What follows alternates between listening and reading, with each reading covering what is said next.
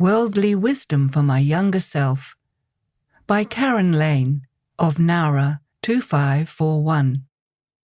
Narrated by Rowena Robinson. Breathe.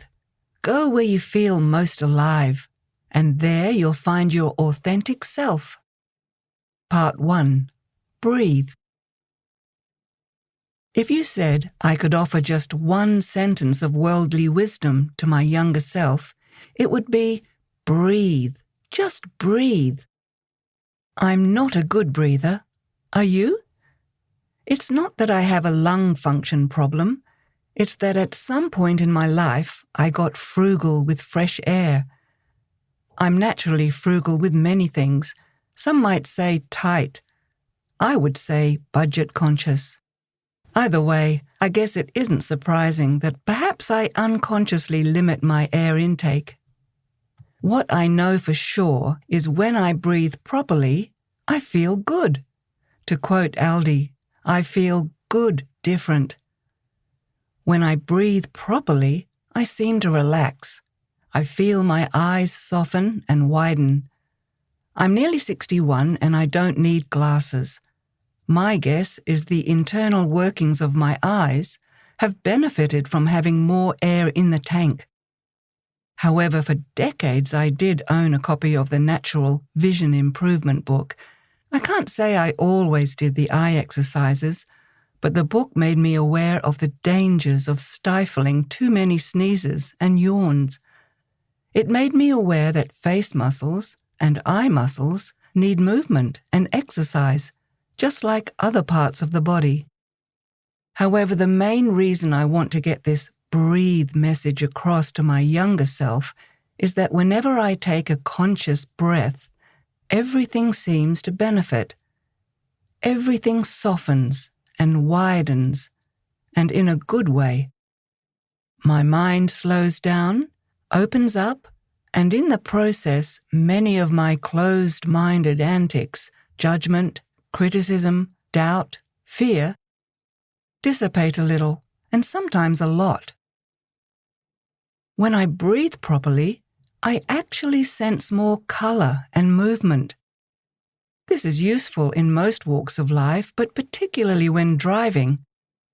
Yesterday, I stopped the car at a traffic intersection. While the lights were red, I consciously took a moment to breathe. As I did, I noticed an elderly gentleman approaching the footpath to my left.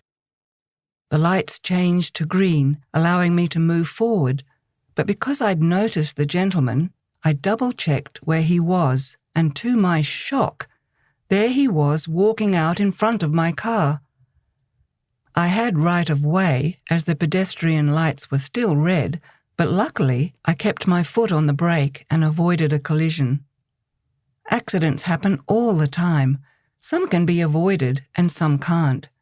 But for me, my conscious breathing keeps me mentally alert. I only wish I'd started doing this earlier. Part 2. Go. If you were feeling generous and offered me a second sentence of worldly wisdom to share with my younger self, I would say, go where you feel most alive. I wish I could say I made this affirmation up, but it's plastered across an A5-size notebook available in Kmart. I purchased multiple copies of this notebook in case future dementia causes me to forget the importance of not only loving where I live, but loving the environment I'm in, whether that be my work environment, social environment, or intimate relationships.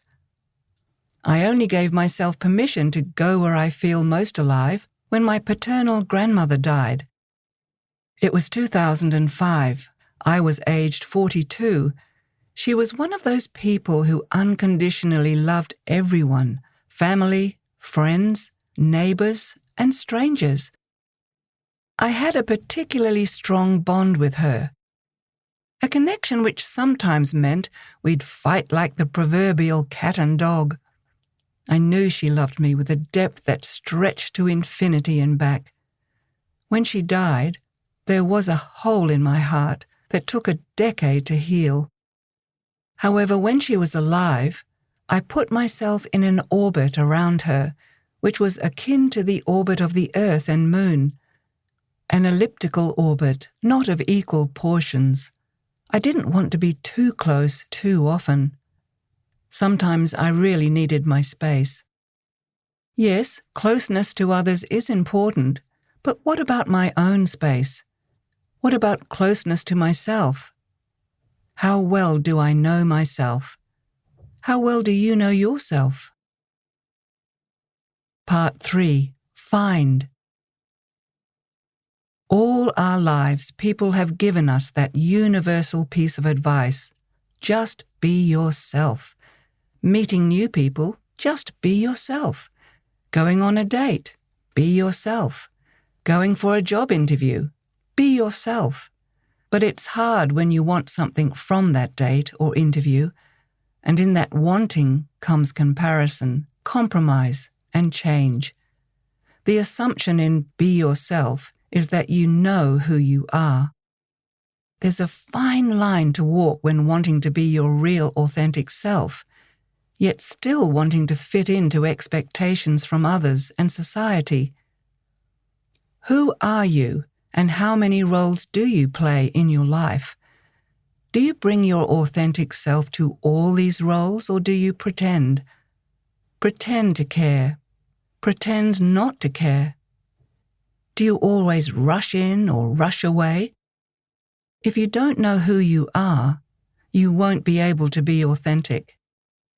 I found my authentic self by leaving the orbit around my grandmother and my family. In leaving the west side of this continent to follow the lure of the big smoke of Sydney, I went where I felt most alive. Go find yourself. Find your passion. Travel or live by yourself. Travel or live with others. Whatever makes you feel alive is the right fit for you. This will reveal who you are. If you're naturally hyperactive, find roles where your hyperactivity is useful and not a problem. If you're naturally quiet and thoughtful, find roles where this trait is embraced. These days, no one needs to feel like a square peg in a round hole because you can be yourself when you find yourself. Breathe. Go where you feel most alive, and there you'll find your authentic self. The end.